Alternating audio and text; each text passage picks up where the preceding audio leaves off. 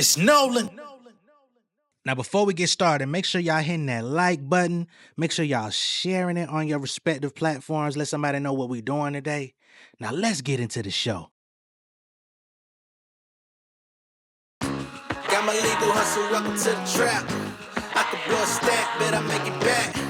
You can hit my line if you need a track, but we can't even talk if it ain't about the bag. Got my legal hustle, welcome to the trap. I can blow a stack, bet I make it back. You can hit my line if you need a track, but we can't even talk if it ain't about the bag. My studio sessions turn into fireworks.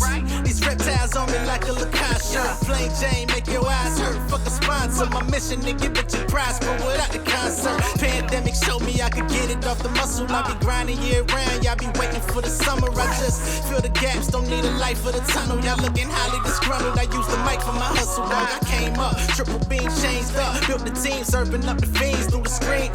Living out the dream. Still independent. Don't need the red tape. Gang green, cut the dead weight, that's my headspace. Yeah, I've been a boss, I just now embraced it. Feeling in W9s like an application. Strong mind, advantageous, planning vacations. I put my dogs in the business like I'm Baron Davis. What's going on, beautiful people? It's the kid J Nolan here. Welcome back to another episode of Inside the Industry, your number one source for music, entertainment, commentary, and breakdowns. Hope everybody's doing well out there.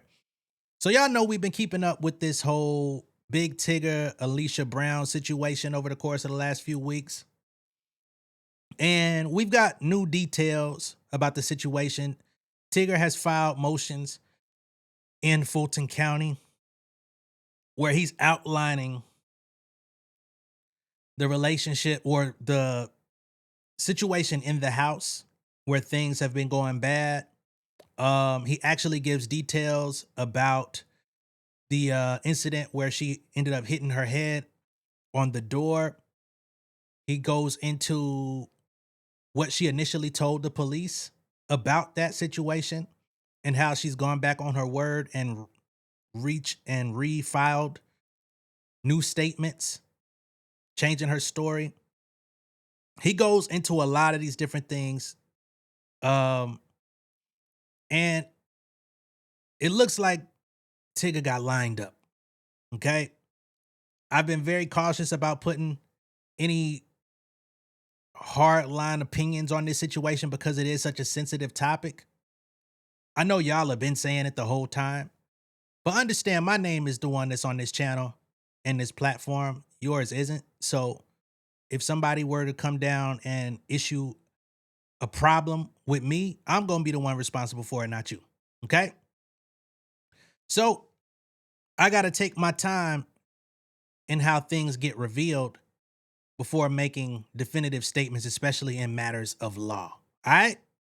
And before I get into all of the deep and dark details of this situation, I want to go ahead and pull up this one little screenshot that gives us a lot with a little.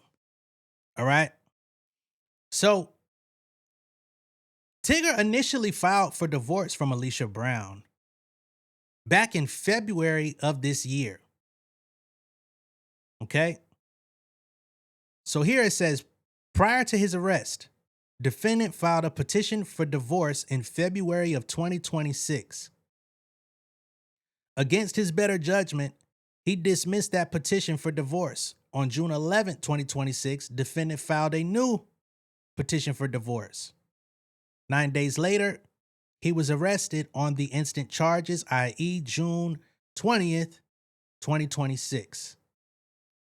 After he was arrested and released on bond, the alleged victim in the underlying criminal case applied for a temporary restraining order on June 24th. Okay? So this is from the paperwork. He initially was filing for divorce at the top of this year. Not to mention, we've talked on this channel about her prior arrest. She was arrested last year for domestic battery and family violence. But interestingly enough, let me pull it up. You can see here that she was arrested September 29th of 2025. Battery, family violence, first offense, misdemeanor. Right? she was released on October, what is it, the 1st or the 3rd? My bad, the release is in the corner right here. She was released October 1st, 2025, right? But check this out.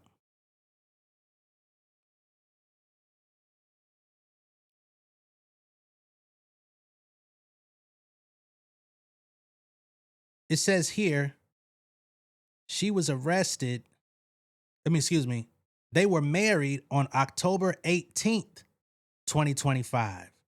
So just weeks before Tigger actually locked it down and married this woman, she was arrested allegedly for abusing him. Now, ain't that about a bit? She was released October 1st, and two and a half weeks later, they got married. So yeah, Ted, you definitely played yourself with this situation. You got yourself in some deep doodle. Now you got to do the work to try to reverse it and get out. And we just gonna have to see how this thing plays out. But we got his entire motion that we're gonna read through, where he gets into some details that definitely tell an interesting story. So here we've got a 29-page filing from Tigger to the Superior Court of Fulton County. Okay. So they say here, petitioner's emergency motion for temporary custody and exclusive possession of petitioner's residence and vehicles that are petitioner's separate property, and motion for contempt of the domestic standing order and sanctions, or in the alternative, ex parte relief. Very long title, but basically, Tigger is trying to get custody of his child, his son. He wants this to be taken before the court, which it will be, to where he will have custody of his son. He will have exclusive possession of his property that he owned prior to getting married to Alicia. And they will have hearings about what's going to be done with any other properties or things that they've obtained while they were in their marriage and stuff like that. But basically, he wants his son and he wants to maintain his home, right? So comes now petitioner D. Morgan by and through the undersigned counsel of record and files petitioner's emergency for blah, blah, pursuant to Fulton County Local Rule 4004, and requests that this court schedule and conduct an emergency hearing within 48 hours after the date and time of filing, or within the time limitations as determined by the nature of the emergency, for the following reasons. Statement of facts. Petitioner filed for divorce on July 11th, 2026. I think that's supposed to be June 11th, 2026. And respondent was served June 26th, 2026. Okay? So he initially filed a petition for divorce in February. He decided to cancel it. Then he did it again on June 11th. And then he found himself being arrested shortly thereafter. Oh, shit. My bad. I needed to get these addresses off of here. So the parties were married October 18th, 2025, just a few weeks after she was arrested for domestic battery in their home. The parties lived in petitioner D. Morgan's separate property, which he purchased October 31st, 2018. So he's been living in his house for 7.5 years at this point, way longer than he's known her. The respondent, that would be Alicia, has two other residences, one of which is an apartment leased in her name in Atlanta, Georgia, which is not far from the home that they live in together or lived in, as well as a home in Decula, Forsyth County, Georgia, where she previously lived before moving into petitioner's home. Okay? So that home is, you say 40, 50 minutes, 35, it's somewhere between 30 to 45 minutes away from where they live together, depending on traffic and shit like that. Interesting tidbit here. This is all alleged. Sorry, y'all. This is all fuck. Hold on. But this person here says plot twist. The missing daughter was in school in the Decula area up until they moved in with Tigger. She was using a different name. This is alleged. I don't know this to be true. This is just what somebody on the internet claims. This person here says, remember, she gave the second daughter the same name as the missing daughter, allegedly, of course, so that may be the second daughter, not the missing daughter. This person says, no. The girl I'm referring to was a sophomore in high school. My family member was a junior. She admitted to this family member her circumstances. So this person claims that Alia Brown has been going by a different name in Georgia and was going to school in Decula before Alicia moved in with Tigger. Now, in this paperwork, Tigger denies that the missing daughter has lived in his home. Doesn't mean that the so-called missing daughter is not in Georgia, but he said she'd never lived in his house. We're going to get there though. Okay? So, can y'all see this clearly? So they say the parties have one minor son, XB, born in 2025, the minor son. So he's a year old. The one child that they have together. Respondent is the mother of 4 minor children, of which only the minor son is the child of the parties. Respondent withdrew the minor son and respondent's 4-year-old daughter, AB, from the Goddard School July 6, 2026. Okay? So Alicia went to the children's school and took them out. Okay? Respondent informed the Goddard School that she was moving. So she withdrew her 2 small children from school, told the school, I'm leaving, I'm moving. Okay? This is without Tigger knowing anything. The Goddard School sent communication about the withdrawal to respondent and petitioner via email on July 6, 2026, like a good school does. They communicate and, let it be known, hey, this was completed. On July 1st, 2026, 2 warrants for respondent's arrest were taken out by the Baltimore Police Department for felony parental abduction out of state and misdemeanor parental abduction in state, involving respondent's now teenage daughter who has been missing for nearly 7 years, related to District Court of Baltimore County case. So just 5 days before she withdrew her children from school, one of those children being Tigger's 1-year-old going to the Goddard School, which is, basically a daycare and school for development for young children until they get into actual, kindergarten, first grade, all that good shit. So the warrant came out July 1st. 5 days later, she withdraws her kids from school, says, I'm moving. Remember, she got caught trying to flee the state.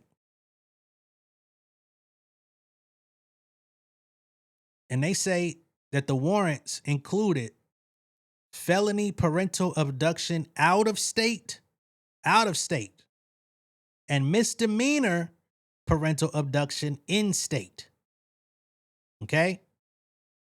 So in state would be, of course, in Maryland. Out of state could be anywhere, but assumed to be Georgia. Okay? On July 6th, respondent was arrested on the 2 parental abduction warrants. So the same day that she got caught was the same day she withdrew them kids from school and tried to get the fuck up out of Dodge. And she was just a few miles shy of the South Carolina line, traveling north in her Range Rover with the minor child and her minor 4-year-old daughter. Okay? And remember, I showed y'all the map and all that shit in the last video. And I showed y'all how close she was to South Carolina. Respondent provided no notice of her moving, withdrawing the minor child and her 4-year-old daughter from the Goddard School, or of the 2 parental abduction warrants. Okay, so she told nobody. She provided no notice of any of this. That she was moving, that she wanted to take the kids out to school, or that those abduction warrants from Baltimore had hit. Okay? Respondent received no court order from this court to move or travel out of the state of Georgia with the minor child. Of course, that would be Tigger's son he's talking about. Respondent. Anytime you see respondent, that's Alicia. She owns 2 luxury SUVs, which are a Mercedes G-Wagon and a Range Rover that are both her separate property. Okay? So she's got 2 luxury vehicles. She has 1 apartment that's relatively close to where Tigger lives. And then she's got a house in Decula. She's been doing well for herself despite being a scammer and crazy. Because remember, they say she won like a big government lawsuit or something like that a couple years ago. The minor child, along with the respondent's 4-year-old daughter, are in the custody of the Department of Family and Children Custody, which has refused to allow petitioner to pick up the minor child. So after this took place, these 2 kids were placed into family services. In support of petitioner's emergency motion, he states the following. Respondent attempted to leave the state with the minor child and without petitioner's consent or court order in violation of the domestic standing order. The party's 1-year-old son, as well as respondent's 4-year-old daughter by another man, attended the Goddard School. On Sunday, July 5th, respondent, that would be Alicia, emailed the Goddard School at 7:16 a.m. That Friday, July 10th, would be the minor children's last day and requested all docs from both kids. Okay? So a week ahead of time, she says, hey, they're not going to, July 10th going to be their last day. Then she proceeded the very next day to withdraw them from school and try to flee the state. However, on Monday, July 6, 2026, respondent informed the office staff at the Goddard School that she was moving out of the area, that July 6 was the children's last day, and she abruptly withdrew the children early outside of the school's 45-day notice policy and took all of the children's items with her. As both parents are contacts on the children's files, petitioner was informed of this via email July 6, 2026 from the director of the Sandy Springs, Georgia Goddard School. So Tigger didn't find out that she withdrew the kids or that she was getting the fuck on until he actually received an email back from the school confirming that she had taken them out. So from there, he probably had to alert the authorities that his child was being taken. Further, respondent, that would be Alicia, provided no notice to petitioner, that would be Tigger, and respondent sought no consent from petitioner, directly or through counsel, to withdraw the party's minor child. Moreover, respondent sought no order from this court to travel or remove the minor child from this court's jurisdiction. Respondent's arrest July 6, 2026 on the 2 parental abduction warrants are concerning, and petitioner should be awarded immediate temporary custody of the minor child. Now, that temporary will just be until they conclude all of their court hearings, to where he would probably want to be the full-time custodial parent, right? On July 6, 2026, petitioner learned that a warrant was issued July 1st, 2026 for respondent's arrest for felony parental abduction of her daughter that has been missing for 7 years. Respondent's missing daughter did not live with the parties. Okay, he made it very clear. This child did not live with us. It doesn't mean he don't know her or never seen her before, but he says she didn't live with us. Respondent was captured and arrested in Hart County, Georgia, after attempting to flee arrest traveling northbound near the South Carolina line with the party's minor child and her 4-year-old daughter in the vehicle with her. The U.S. Marshals, Baltimore Police Department, and other local law enforcement were involved in searching for respondent's missing daughter and pursuing respondent for arrest. Now, these were all things that I had already predicted were the case just off of the context of the prior filings and arrest record. But now we're getting all of the confirmations in writing. Respondent remains in custody, and additional charges may be forthcoming regarding respondent's actions involving the minor children who were present in respondent's vehicle. So she could possibly be facing abduction charges in Georgia as well, at bare minimum for Tigger's son. The minor child and respondent's 4-year-old are in the custody of the Department of Children and Family Services. On the evening of July 6, 2026, petitioner received a number of profanity-laced texts from respondent's other 13-year-old minor son, AB. Okay? That would be Alex. That would be the one who was recording that last video that came out with all the Fashion Nova clothes on the floor, right? So he then, on the same day that Alicia was arrested, he received profanity-laced texts from Alex's phone. Now, that doesn't necessarily mean Alex sent them, but somebody was using his phone to contact Tigger. Okay? So that included, among other things, the fact that respondent had been arrested. Once petitioner, that's Tigger, was able to obtain information about the whereabouts of his minor child, petitioner was informed that his minor child and respondent's 4-year-old daughter were in the custody of DFAS and that he would not be able to pick up his son. The text from AB's phone included one that read, "That's why you can't see your son, bitch ass nigga." Petitioner does not believe AB sent the text, as the child AB does not speak that way, and the text appeared to be drafted by an adult. As AB was not with one of the children with respondent when she was fleeing the police heading northbound, it is petitioner's belief that AB was with his grandmother, respondent's mother. So contextually speaking, he believes that these texts were coming from Alicia's mom, cussing him the fuck out through Alex's phone. Sounds like the apple ain't fell too far from the tree, huh? And then we see how Alex was acting in that video. So just a few apples removed. Respondent sought to circumvent this court's authority and gain an unfair advantage in this divorce action by obtaining an ex parte temporary protective order based on false allegations, despite 5 different officers investigating the accident. Now, this is where things get into the specifics of the DV allegations. On May 9th, 2026, respondent was injured after the parties fell to the floor when respondent damaged petitioner's property and took his phone. Okay, keep in mind, every time you see respondent, that's Alicia. Every time you see petitioner, that's Tigger. I hate to keep reminding y'all, but people jump in here and they don't hear it. So I gotta be aware of all people tuning in. Petitioner transported respondent to urgent care, which as a mandatory reporter reported the accident to authorities. Okay? So remember, in that first video that came out, they were having a dispute in what looked like a home studio. They were arguing over property. He said, "This is yours," but she had his phone. He had her laptop at the time. He said, "This is yours." Okay? He's trying to get his phone back. She makes a dodge for it toward the door. He's trying to stop her. She bumps her head into the door.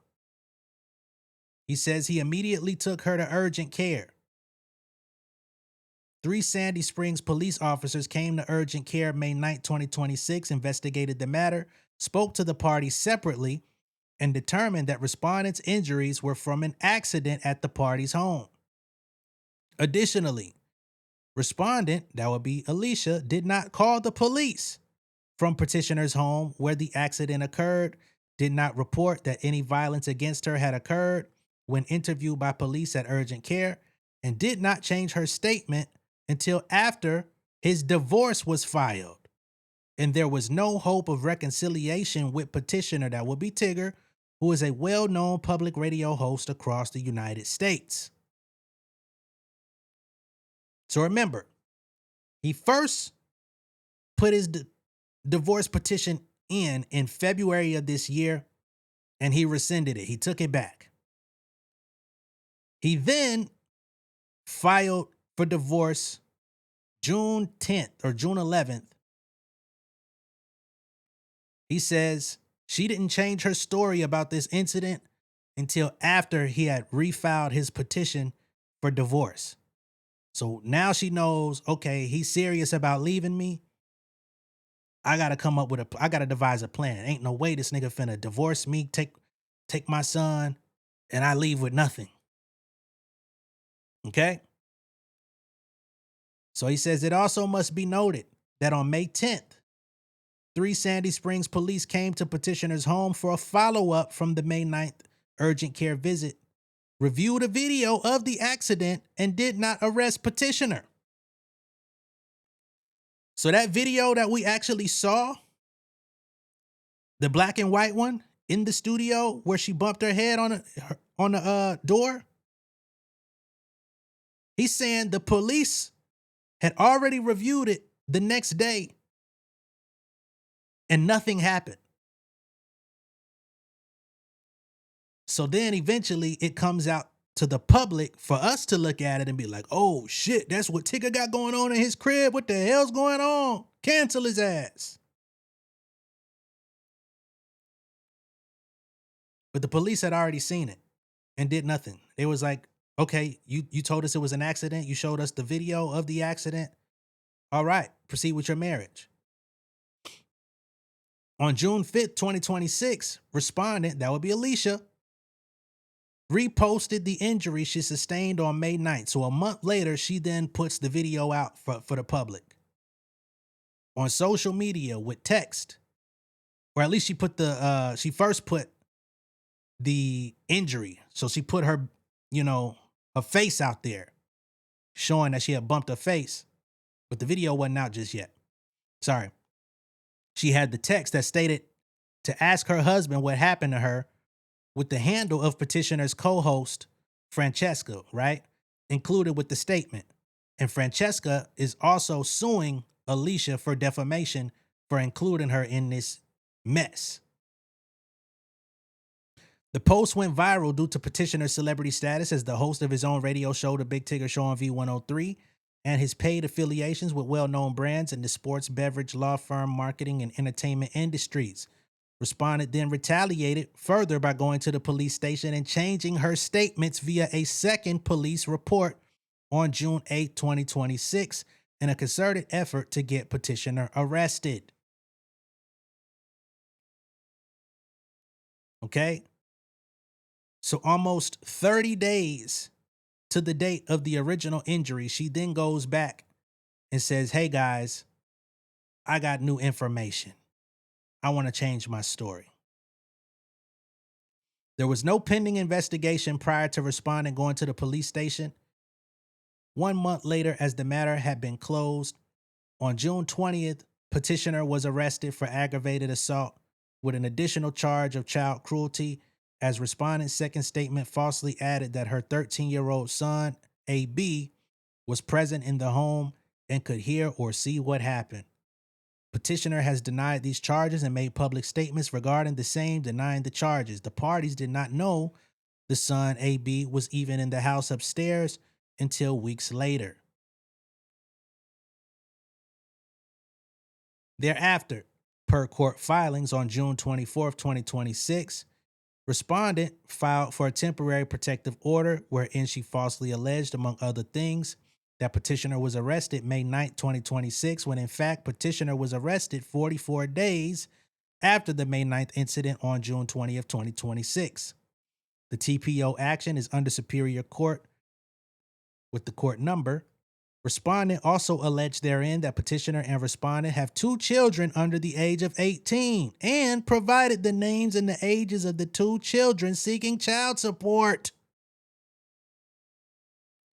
Respondent's youngest daughter, who is the child of another man, was born years before the parties even met, and respondent already receives child support for the 4-year-old daughter.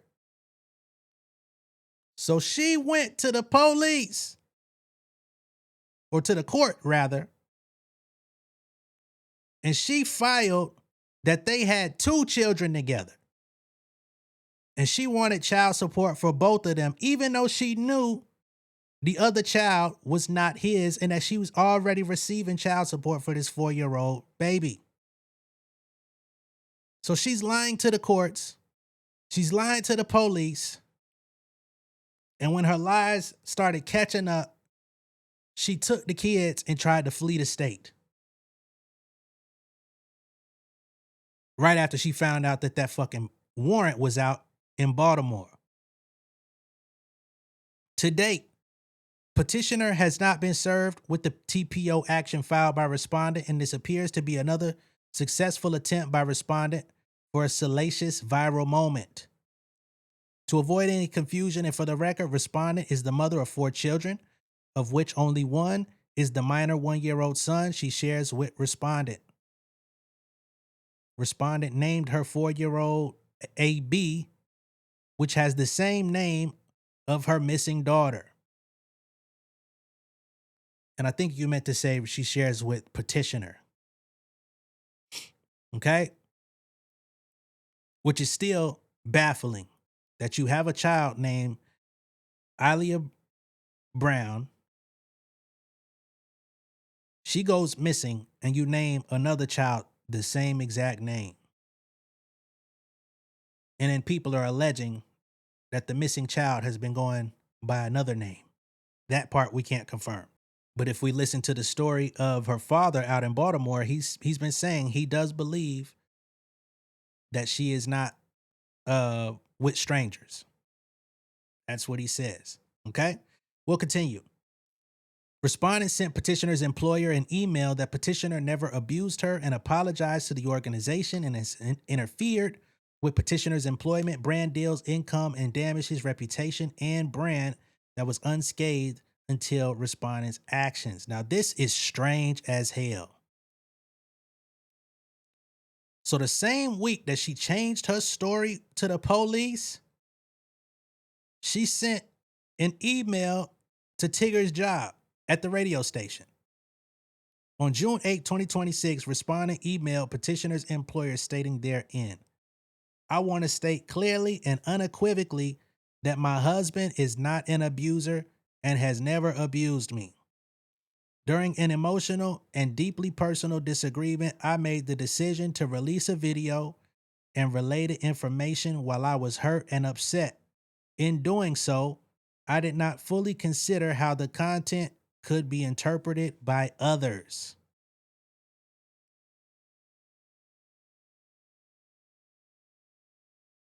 So she reached out to his job and said, I'm sorry for the confusion. My husband did not beat me. Respondent's entire June 8, 2026 email to petitioner's employer, in which she copied petitioner therein, is attached as Exhibit C with a total of 6 paragraphs therein and an apology for any confusion, concern, or disruption the situation may have caused for your organization and for the impact that speculation has had on my husband's reputation. On June 12th, respondent made a public statement to Blogger that she never called her husband an abuser and that social media drew its own conclusions. Now remember, she came on the internet with a picture of her face, her eye being cut in black. And she says, "Y'all ask my husband why my face is like this." And then she also tagged his co-host, Francesca. So she says, "I never called him an abuser. I just posted a photo of my face saying, ask my husband how it happened. Social media drew its own conclusions." Come on, ma'am. Come on, ma'am.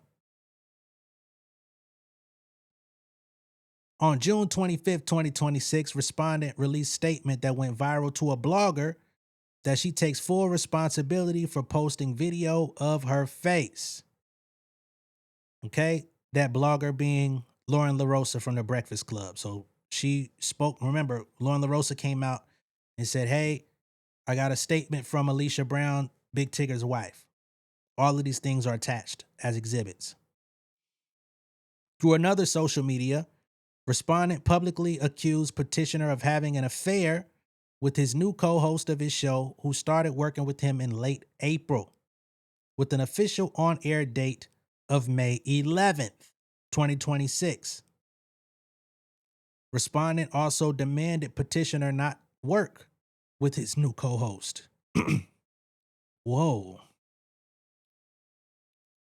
So Alicia did not like that he had this new co-host coming to the show, Miss Francesca Amaker. She started feeling threatened by this new girl and she demanded that he don't work with her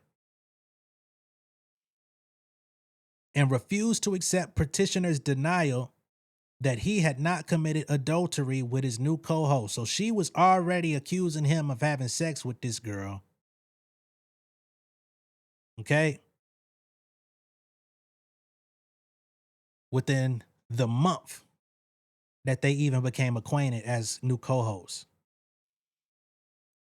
Despite having no evidence of adultery with the co-host, petitioner began a slur campaign on social media that also went viral, accusing petitioner, you gotta fix these typos in here, Tig. You mean the respondent? She's the respondent. Began a slur campaign on social media that also went viral, accusing petitioner and the co-host of having an affair. The co-host not only denied respondent's adultery allegations, of which the co-host's denial went viral, but the co-host has since filed suit against respondent in the U.S. District Court for the Northern District of Georgia under action number blank for defamation, wherein the co-hosts include promotional statements respondent made after the adultery allegations, where respondent appears to state that her statements were to promote an app that's in development titled #He Said, She Said. And now that I have your attention, app loading. Now, we read through Francesca's lawsuit where we saw Alicia Brown allegedly was in the comments of the V103 radio Instagram page where they announced his new co-host. And she was talking to herself under multiple accounts, spreading allegations about Tigger and spreading allegations about Francesca. Okay? And this is before we ever knew about any incident or accident that took place in their house. So how could these random social media accounts have information? One was purporting to be a nurse. One was purporting to be an ex-boyfriend of Francesca, talking about her hair was funky and stank and that she was a gold digger. The fake nurse page was saying Big Tigger's wife is in the hospital right now. What nurse comes out and does that? So, and then she had two other accounts that are linked to her also responding to those comments all together. She's talking to herself from 4 different accounts on social media about Tigger and this lady Francesca. And then once all of that confusion made it to the internet, she starts saying, "Oh, my app is loading where I'm going to tell my story." Respondent hid petitioner's property despite police presence when petitioner came back to retrieve some of his property and only produced it after deputies were shown footage of her actions. Okay? So petitioner, once again, that's Tigger. He arranged to pick up his property with police presence on June 22nd, 2026. Because remember, he had to leave the house. So she was living in his crib while he had to leave. Petitioner arrived at petitioner's home with 2 Fulton County Sheriff deputies. Despite the same, respondent refused to open the door and contacted Sandy Springs Police Department, which sent 2 police officers to petitioner's home. So he came to the house to get his shit, and he brought 2 officers as witnesses, and she still refused to let him in. She then called Sandy Springs police.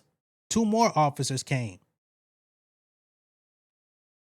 With 4 law enforcement officers present, respondent, that will be Alicia, interfered with petitioner's retrieval of his property by going into his home studio, removing and hiding his laptop elsewhere in Christmas decorations. Now, why y'all still had Christmas decorations in June, I don't know, but hey, do you? When asked by law enforcement for the computer, respondent lied and did not produce the laptop until video footage of her actions removing petitioner's property was shown to law enforcement. So Tigger, who had access to the cameras in the house, had to say, "Hey, man, I got video of her moving my shit, saying it's not here." So after the police were given this video, She then came and gave him his laptop. If that ain't a manipulation tactic, if that ain't that, there is no good faith in this woman. I'm sorry. Not to mention the past shit back in Baltimore. You know what I'm saying? Leaving her child in the car for 8 hours unattended while she go gamble. Not to mention allegedly running off with her kid from foster care 7 years ago, and we still don't know what the fuck is going on. But it sounds like we getting there.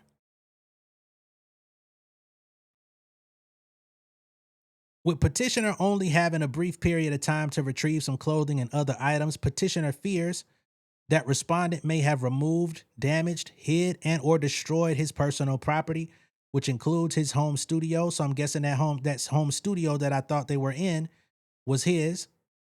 Clothing, a shoe collection valued at $250,000 that he has amassed in his 30-year career in entertainment, collectibles, furnishings, sentimental items, and the home itself that was purchased in 2018. So he's saying, hey man, I ain't been able to be in my own home. I feel like she may have destroyed and taken things out of my possession since I've been gone.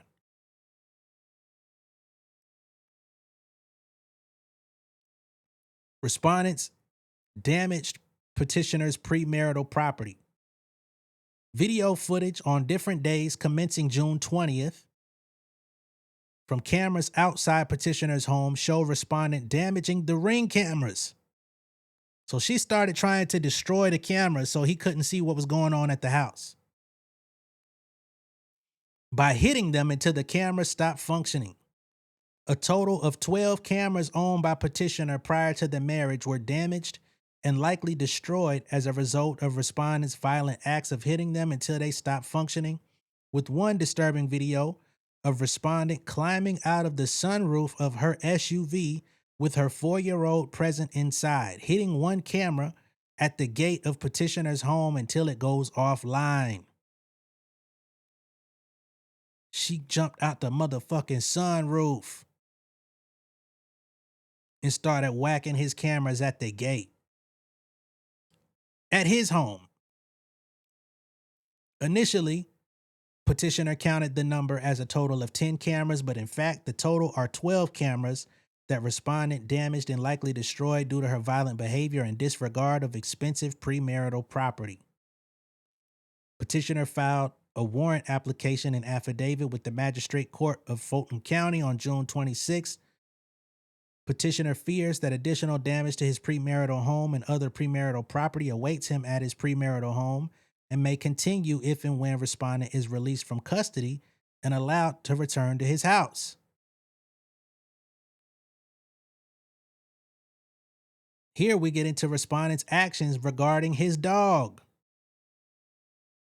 On June 22nd, 2026, respondent, in the presence of law enforcement, agreed that petitioner could send his dog's trainer to petition's home to retrieve the dog and board the dog the following day with an agreed upon time between 11 and 11:30 a.m., okay?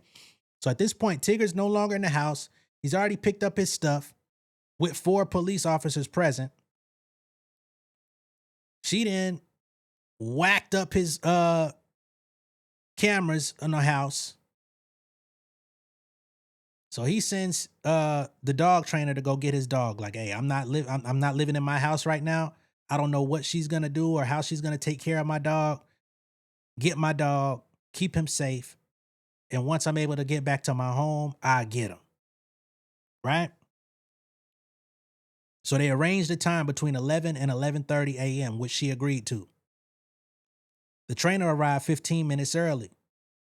Despite this agreement, respondent failed to open the door during the agreed upon time period, did not allow the trainer to get the dog, and removed the dog from the home as the air tag on the dog's collar still pinged that the dog was at petitioner's home. So she never let the trainer get the dog. She then let the dog out the house, but kept the collar so that if Tigger were to look, he would see that the dog was at the house. But she let him out. Basically kicked the dog out the house. Petitioner's dog, Max, is highly trained and familiar with the trainer, and the trainer's assistant, who knocked at 2 separate doors, called out for the dog and remained on site for over 45 minutes trying to pick up the dog as agreed. And pursuant to calls, petitioner paid for the dog to be picked up. So they was out there for 45 minutes knocking, trying to get to the dog when she agreed that they could come and get him. Petitioner's dog, Max, was missing with an air tag that did not move from the petitioner's home for several days.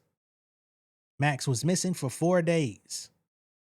Respondent did not respond to repeated calls and texts from the trainer regarding from Max, which was microchipped. The trainer searched animal control resources and reported to petitioner, that would be Tigger, that Max had been picked up by Fulton County dog and identified via a scannable microchip. Okay? Max was retrieved from the animal shelter by the trainer, who took pictures of Max and reported that Max was limping on his left side, left leg with bruises. And Max suffered from dehydration and diarrhea and had noticeable discomfort when attempting to urinate. Blood was found in Max's stool as well. Now, we don't know how the dog got those injuries, but one could assume she probably performed some level of abuse on this dog before she let him out. And he was missing for 4 days until Fulton County dog picked him up, took him to the animal shelter.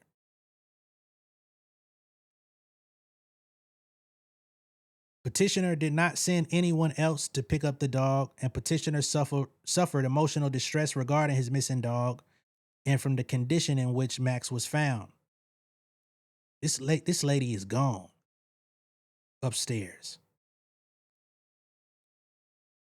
Petitioner needs access to his home studio to work and to care for his son. If the court grants him temporary custody, he seeks herein. Petitioner's home has a custom home studio that he needs to work, record, and produce content and earn income. Petitioner has been off the air since being wrongfully arrested and needs exclusive access to his premarital home and home studio to earn income and work, especially considering he pays all the bills at his home. Okay? So he's been off the air, not able to work for weeks, and he like, shit, man, I gotta get back to the munyon. Okay? My bills are still coming in, and I can't even fucking rest my head in my own home that I owned before I met this clown. And I can't see my kid. Most importantly, petitioner also needs exclusive rights, access, and possession of petitioner's home for the care of the minor child, especially after being present in the vehicle with respondent when she was arrested, abruptly taken out of school, and now having not had any contact, love, and affection from his father, who was instrumental in his care and involved with everything from school pickups, feeding and bathing his son, taking his son to healthcare providers, and spending quality time teaching and loving his son. He's been forcefully removed from his 1-year-old son, his only child, for weeks. Additionally, petitioner having exclusive access would alleviate the expenses he is incurring for living outside of his home and the boarding expenses associated with his dog Max, who will be brought back to petitioner's home. So he been paying for room and board outside of his own house, been paying the bills in the house. He got to pay the medical bills for Max, who was injured after she let him out and did God knows what before she let him out.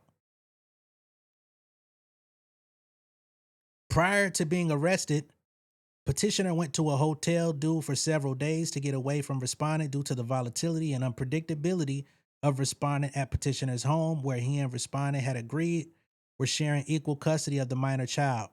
The parties via text had agreed to an alternating 2-week custodial schedule involving the minor child upon respondent complaining that she did not want the party's nanny to be at the hotel while petitioner went to work prior to school opening. Petitioner shared the location of the hotel with respondent, who thereafter told police where to arrest him. So he was living in a hotel and he said, hey, let's alternate weeks so that we both can have access to our son, our 1-year-old son.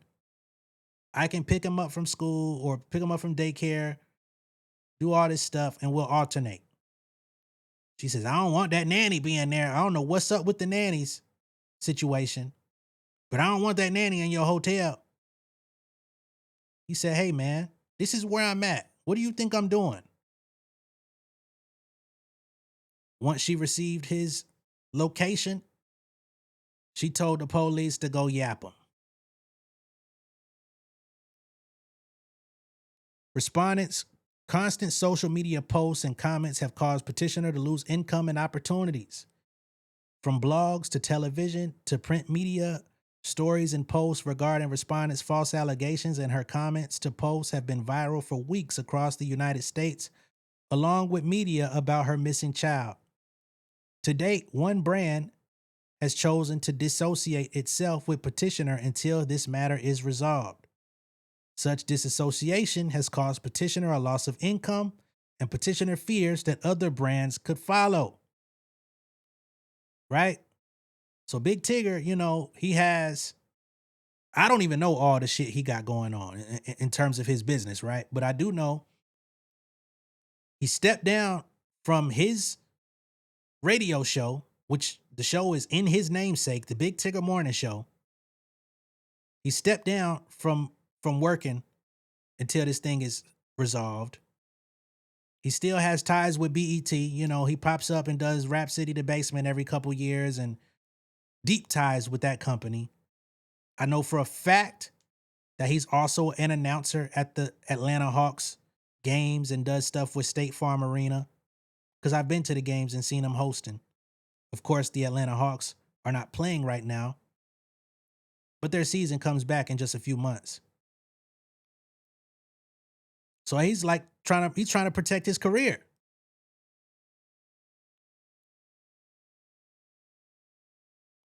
Respondent is in willful violation of the domestic standing order in this matter. Respondent, again, when you see respondent, that's Alicia.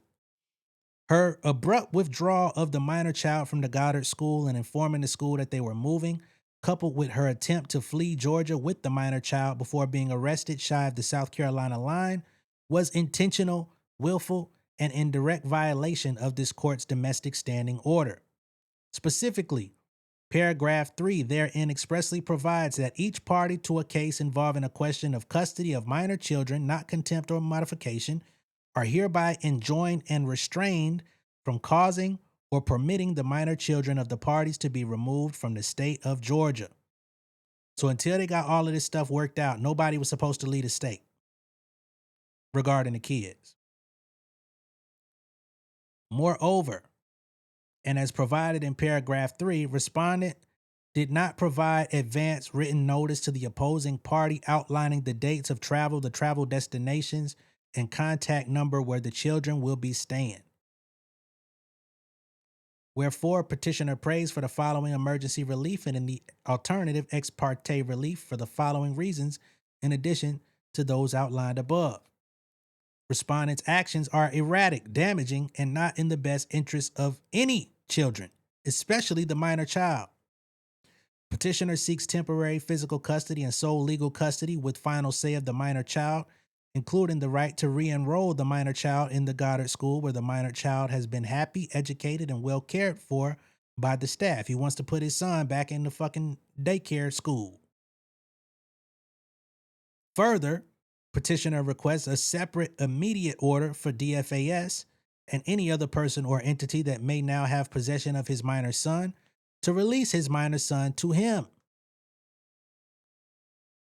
Petitioner also seeks exclusive possession, control, and rights to his premarital home, furnishings, and all of his premarital vehicles, which include an Escalade SUV that respondent sought in her falsified TPO, despite her owning a Mercedes G-Wagon and the Range Rover she attempted to flee the state when arrested with the minor child. So she also was trying to get possession of his truck. He said she got a G-Wagon and a Range Rover. She tried to leave the state in the Range Rover with my kid, And she trying to get my damn Escalade too? Damn. Petitioner asks that the respondent be held in willful contempt of the domestic standing order and that sanctions be assessed against her because she wasn't supposed to take the kids nowhere and she tried to flee the state. Petitioner, or the child, because the only one he's really worried about at this point is his own son, the 1-year-old, who was present at the time that she was arrested. Petitioner further asks that the court reserve ruling on replacement costs of any other personal property that respondent may have damaged or destroyed at or around petitioner's home, excluding damages for the Ring cameras, which are party of a separate criminal action, until petitioner can assess and get replacement costs of the same. Now, what I find interesting, and I ain't even think of this at the time, so she was fleeing the state with the 2 small children, her 4-year-old daughter of another man and Tigger's 1-year-old son. And Alex, the 13-year-old who lived in the house with them, was at the grandmama house. So she was finna flee and leave the state without her 13-year-old son. This lady wild. You've allegedly kidnapped your firstborn. You finna leave the state without your secondborn. And your fourthborn, you ain't had no right to be trying to take him out the state no way because y'all had a standing order with y'all custody issue and divorce filings, and you tried to flee anyway. Come on, man. Not to mention lying to the police, intentionally injuring his dog, and then changing your story about what happened to you. Not to mention the shit that she pulled with Francesca. Come on, man. It has been necessary for petitioner to bring this emergency motion to the court's attention, and petitioner requests attorney's fees, costs, and expenses. He said, I need to be paid back for all this trouble. Reimbursement costs associated with petitioner's dog Max, outside of boarding fees, reimbursement costs for withdrawal, and for re-enrolling the minor child in the Goddard school, because now that he's got to put them back in, he's going to have to pay for that. Repair cleanup fees associated with any damage or unreasonable condition to which respondent is feared to have left petitioner's home. So any other damage that she's done to his house, he wants to be reimbursed for that as well. As respondent is a well-paid business owner and cyber expert with her own business and staff, respondent has the income and financial resources to pay the attorney's fees and other monetary relief petitioner seeks herein, especially since she was able to have her own job, business, and he was paying all the bills. So he says, I need to be paid back for all of my fucking distress and financial obligations that I've incurred since you fucked around and fucked up my life.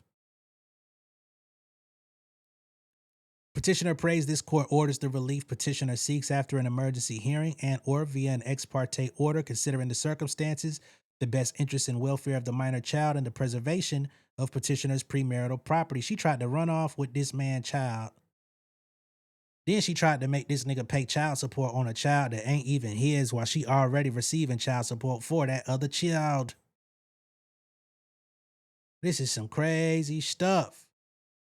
So here we get into Tigger's exhibits. This is his evidence. Okay? Exhibit A, July 6, 2026, 9 a.m. Okay, Autumn and Zay last day. Thank you for emailing, Miss Alicia. I hope that you had a great holiday weekend. When time permits, can you please forward the other email over to me? I will use that date as your required 45-day notice of withdrawal per the enrollment agreement. We will miss these beautiful babies dearly. I know how important consistency is, so if you ever need anything and need to bring the babies back, please feel free to reach out. They have a lot of change going on at this time, and being in a familiar environment is paramount. Okay? We then see Alicia's email that was sent on the 5th. Good morning. I emailed a while ago about their last day. Their last day is Friday. Also, Can you please send all docs from both kids so I can transfer their daycare?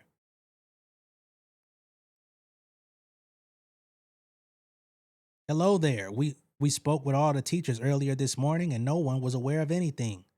Then Alicia just left the school, mentioned that today was their last day, and took all the children's items. She told the office staff that they were moving out of the area. Miss Anita mentioned that last week she said it was their last month and dropped off diapers just this morning. So she dropped them off at school, then came and picked them up again and took off, or dropped diapers off rather.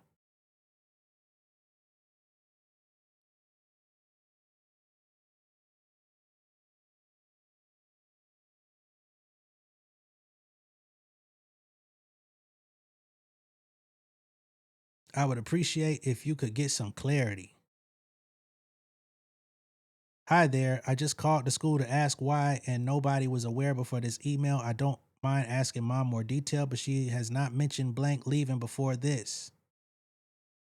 When is last day and why?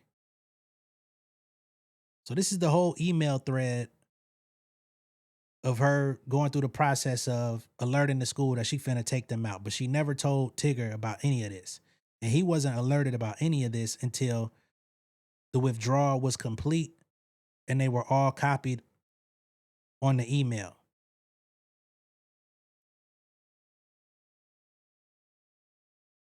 So here, Exhibit C, this is the email that Alicia sent to Tigger's job. To whom it may concern, I am writing regarding recent media reports and online discussions involving my husband, Darian Big Tigger Morgan, and allegations that he physically abused me. I want to state clearly and unequivocally that my husband is not an abuser and has never physically abused me. During an emotional and deeply personal disagreement, I made the decision to release a video and related information while I was hurt and upset. In doing so, I did not fully consider how the content could be interpreted by others. Unfortunately, the release of that material has contributed to a false narrative that my husband intentionally harmed me or engaged in domestic abuse. That is not true. While people have drawn their own conclusions, those conclusions do not accurately reflect my position or my experience. Come on, man. I sincerely apologize for any confusion, concern, or disruption the situation may have caused for your organization and for the impact that public speculation has had on my husband's reputation. I regret that my actions contributed to misunderstandings that have now taken on a life of their own. This is a private marital matter that my husband and I are working through together. I respectfully ask that my statement be considered when evaluating the allegations currently circulating in the media and online. I am also working with an attorney to address the media and make it clear my husband is not an abuser. Okay? She then doubled down and told Lauren LaRosa from the Breakfast Club the same thing. Lauren LaRosa came to the internet, said, I just received a statement from Alicia Brown, the wife of Big Tigger. They are currently the focus of an alleged domestic dispute investigation following a video Alicia posted of her bruised face with the caption, someone asked my husband why my face happened. She says she never called her husband an abuser. Statement, I want to be clear. I have never called my husband an abuser. Social media has drawn its own conclusions from information that was shared, but those conclusions are not statements I have made. I respect the legal process and believe law enforcement should be allowed to do its job without interference from anyone, including me. In recent days, many claims, opinions, and narratives have circulated publicly. While I understand that people will form their own views, I remain confident that the facts will speak for themselves in due time. Until then, my focus remains on my family, my peace, and protecting those I love. I love my family and I will not engage in public debate, speculation, or personal attacks and bitterness. I am not hiding, and I stand firmly by my character and integrity. I respectfully ask for patience as I follow the guidance of my legal counsel and allow the process to unfold. Thank you to those who have extended prayer, support, and understanding during this time. She said she wasn't hiding, but that she fled the state or tried to. Come on, man. Breakfast Club, Lauren LaRosa.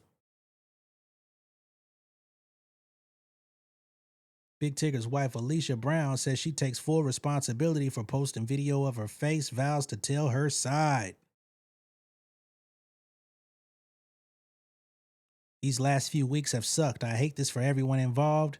The amount of false narratives that have been displayed and attacks on everyone hurts. These are Alicia's words. So after she put it out there that Tigger was doing her dirty, beating on her and cheating on her, she then comes out and says the false narratives that people have drawn from her posts hurt. I take full responsibility for posting a video of my face. The lack of accountability, remorse, and acknowledgement has also been weighing heavy on me. Excuse me. Now it is time for me to address it. I ask that you be patient with me as I identify the appropriate platform and work with my legal team, but it is coming. And as she was trying to figure out the appropriate platform, she was also trying to launch her own app. Hashtag he said, she said, where she was going to tell her alleged story. Using this whole situation for promo to launch an app. Come on, man. Exhibit F. This is the warrant application and affidavit from Tigger. Let me get out of here. Okay. So now we have Tigger's full side of the story. Okay. He filed for divorce at the top of the year. In February, for some reason, he decided not to do it. He took it back. Last year, on September 29th, Alicia was arrested for family violence and battery. Just 3 days later, she was released. That very month, they turned around and got married. Should have ran when you had the chance, brother. Now you got to reverse all this shit. Now all your family business is in the streets. Nasty work. Now they got to go through custody battle. He got to try to get the temporary order lifted so that he could get back to his house, get his son back, get his dog back in the house, get back to his life, get back to working. Everything has been uprooted. It's fucked up. Dog injured. 1-year-old, he can't see. He can't rest in his own fucking house. She locked up in Hart County. They got to do these family court issues, disputes of property and all this stuff.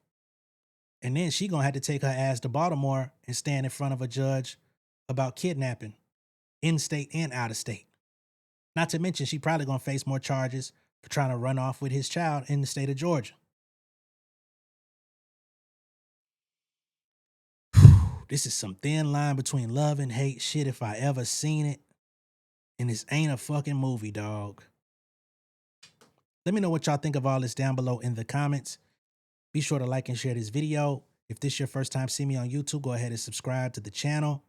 Become an insider. If you missed anything, definitely rewind this video back. There's a lot to be spoken on in this video. So if you jumped in here, you're going to want to rewind this motherfucker. All right? I'm going to see y'all in a little bit, though. Peace.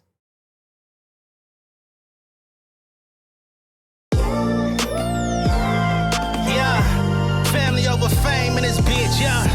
The glory of living righteous is setting in. My street knowledge and education's a perfect blend. Young mogul, independent, I've been setting trends. The first one from my family to be faithfully wed. Fuck niggas and the horses that they riding on. I see this shit from all angles like a polygon. I'll never politic and the drama be piling on. Father and greats unacknowledged like I'm Bobby Bonds. Conversation with my lady about the paper route. 5 sit bank accounts every day I make it count. They down talking my commentary for hating now. Well, I can take it cause I'm bodying your favorite now, please. I can do this shit in my sleep. I been writing for these niggas, y'all read it and weep. I been fighting these niggas if you speak on the street. I'll turn your birthday party into New Year's Eve. Don't let me take it there. We ain't playing fair. This the ATL, Southside nigga moving furniture like Wayfair. Life on hold, no insurance for your healthcare. Lifeline gone, so you wanna be a millionaire? Well, let me tell you about this world I built. The women I dodged, the niggas that I read for filth. The sympathy cause consulting for the stacks I built. I had to